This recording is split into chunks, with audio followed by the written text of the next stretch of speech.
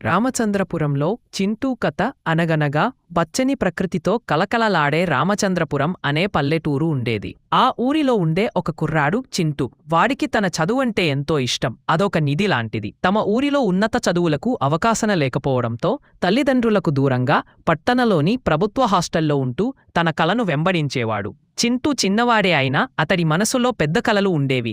తల్లిదండ్రుల ప్రేమకు దూరమైనా వారి కళ్లల్లో తాను చూడాలనుకున్న సంతోషం అతడికి బలాన్నిచ్చేది. హాస్టల్ జీవితం కష్టంగా, ఒంటరిగా ఉన్నా అతడికి ఏకైక స్నేహితులు పుస్తకాలు. చదువే తన సర్వస్వం. ప్రతిరోజు తెల్లవారుజామున పట్టణం మేల్కొనకముందే చింటూ చదువుకునేవాడు. బల్లపై వంగి అక్షరాల లోకంలోకి వెళ్ళిపోయేవాడు.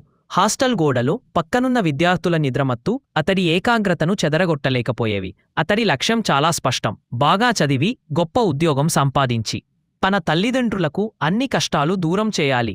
సెలవులకు ఇంటికి వెళ్ళినప్పుడు తల్లి, చింటూ బంగారు, నువ్వు బాగా చదువుకోనాయనా, నువ్వు పెద్ద కలెక్టర్వి కావాలి అని చెప్పే మాటలు అతడి గుండెల్లో నాటుకుపోయేవి. ఆమె కళ్లలోని ఆశ, తండ్రి ముఖంలో కనిపించే నిశ్శబ్ద త్యాగం ఇవే అతడిని నిరంతరం ముందుకు నడిపించే ఇంధనం. హాస్టల్లో తోటి పిల్లలు ఆటపాటల్లో మునిగి తేలుతున్నా చింటూ మాత్రం తన చదువు మీదే దృష్టి పెట్టేవాడు.